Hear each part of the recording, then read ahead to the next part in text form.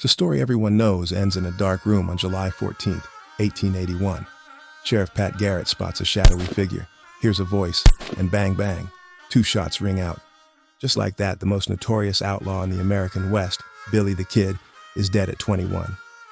History gives us this clean, simple story. Justice served. Roll credits. But here's the thing about history. It's usually written by the guy left holding the smoking gun. And almost immediately after that trigger was pulled, the official story started to fall apart. It gave rise to whispers, then rumors, then full-blown legends that Billy the Kid, the boy-faced outlaw, had just pulled off his greatest escape yet. For over a century, the official record has been crystal clear. Pat Garrett ended Billy the Kid's short and very violent life at a ranch in Fort Sumner, New Mexico. Garrett even co-authored a book, The Authentic Life of Billy the Kid, to make sure his version of the story stuck. And, let's be honest, to cash in on his new celebrity status, you gotta respect the hustle.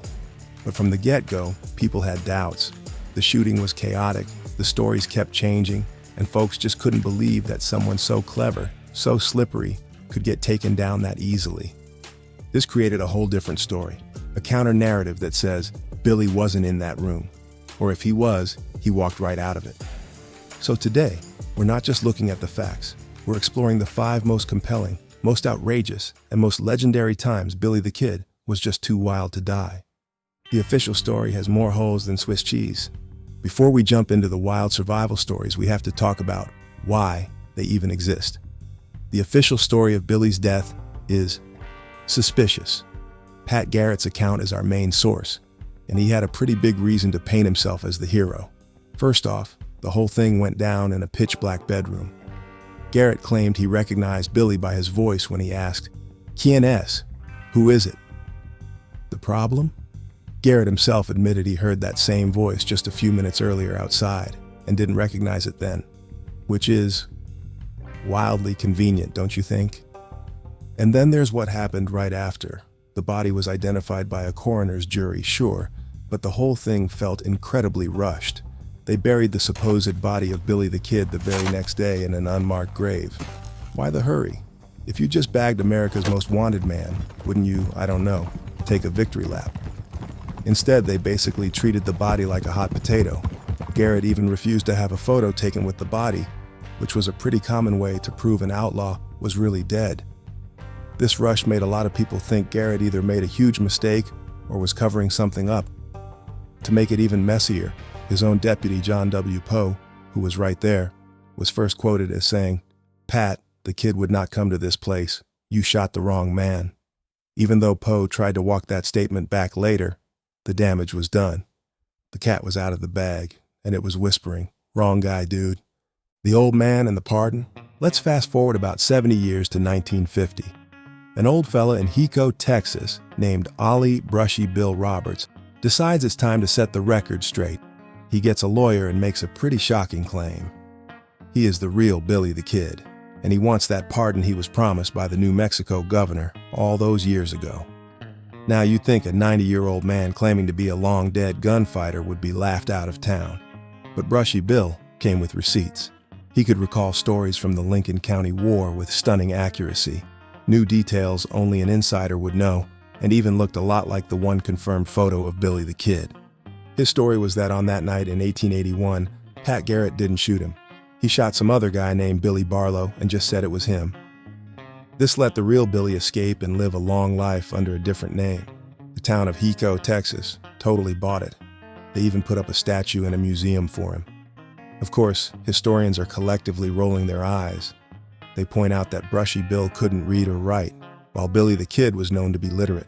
Plus, family records say Brushy Bill was born in 1879, which would have made him a 2-year-old toddler during the Lincoln County War. A very, very advanced toddler, apparently. Still, despite the holes, the legend of Brushy Bill Roberts is the most famous and fascinating case for Billy's survival. The Mexican getaway. Okay, so if you're a wanted man in New Mexico in 1881, what's your best escape plan? You head south, of course. One of the most believable theories is that Billy the Kid, who spoke fluent Spanish, just slipped across the border into Mexico. This wasn't some wild idea. It's what all his friends were probably screaming at him to do for weeks after his last big jailbreak. But for some reason, he went to Fort Sumner instead. Or did he? This theory suggests that Pat Garrett, who was actually on friendly terms with Billy before he put on the sheriff's badge, staged the whole thing. The story goes that Garrett, maybe not wanting to kill his old buddy, cooked up a deal. He'd kill someone else, say it was Billy, collect the $500 reward, and Billy would just vanish into Mexico forever. It's a win-win. Garrett's a hero, Billy's free, and some other poor guy is, well, considerably less free. For years after his supposed death, rumors and sightings of Billy in Mexico kept popping up. Some stories say he lived there under a new name and died peacefully a few years later. There's no hard proof, but it's one of the most practical and tantalizing what-ifs in the whole saga. The quiet life of a New Mexico rancher. Not every what-if involves a dramatic escape. Some stories suggest Billy the Kid just wanted to be left alone.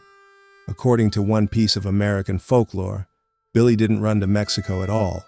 He just went deeper into hiding, right there in New Mexico. This legend says he settled down with a Navajo woman, adopted a son, and lived out his days as a simple rancher. In this version, the legendary gunfighter hung up his pistols for good and died of old age in 1928, almost 50 years after he was supposedly shot. This story paints a totally different picture of the kid. He's not the eternal outlaw. He's a guy who pulled off the ultimate rebrand and found peace. It's like the 1880s version of deleting your social media and moving to a farm. Like the other theories, this one is mostly built on local rumors and stories passed down through generations, with nothing on paper to back it up. But it taps into a powerful idea that maybe even the wildest characters in history dream of a quiet life. The appeal here isn't a grand escape. It's the ultimate victory of just disappearing into normalcy and cheating the violent end everyone expected. These stories get crazier the more you hear, right? If you love historical mysteries that make you question everything, do us a solid and hit that subscribe button. We fall down rabbit holes like this all the time. Garrett shot the wrong guy. This last theory is maybe the most believable, and it's the one that really tarnishes the official record. It suggests Pat Garrett wasn't a hero or a clever plotter, but just a guy who made a huge, fatal mistake. The idea is simple. In the chaos of that dark room, Garrett just completely whiffed it. He shot the wrong person. Remember, Garrett's own deputies had never even seen Billy the Kid, so they couldn't have identified him. The only other witness in the room was Pete Maxwell, the owner of the ranch, who was probably terrified and halfway to a heart attack. In this scenario, some other unlucky guy just happened to be at the Maxwell ranch, walked into the wrong room at the wrong time, and paid for it. Garrett, realizing he'd just killed an innocent man and let the real kid get away, had a full-blown panic moment and decided to just double down. He declared the body was Billy's, rushed the burial to keep people from getting a good look, and wrote a book to turn his oopsie into the official story. This would explain all the weird inconsistencies and the hurry to close the case. It turns Garrett from a legendary lawman into a man frantically trying to cover up a tragic screw-up while still grabbing the fame and reward money he desperately wanted. So what really went down on that July night in 1881? Did Sheriff Pat Garrett actually gun down the most famous outlaw in the West? Or did William H. Bonney, the guy we call Billy the Kid, pull off one last amazing trick? While most historians are certain that Billy died at Fort Sumner, the legends just refuse to die with him. The stories of Brushy Bill, the escape to Mexico, and the botched shooting in the dark are still around for a reason. They offer a much more satisfying ending for an American folk hero who represented rebellion and a spirit that couldn't be tamed. The idea that he was too smart, too fast, and just too wild to get clumsily cornered and killed in a dark room is, for many, a better story than the official one. And sometimes, the legend is just better than the truth. What do you think? Did Pat Garrett get his man, or did the kid get the last laugh? Let us know your theory in the comments below. Thanks for watching, and we'll see you in the next historical rabbit hole.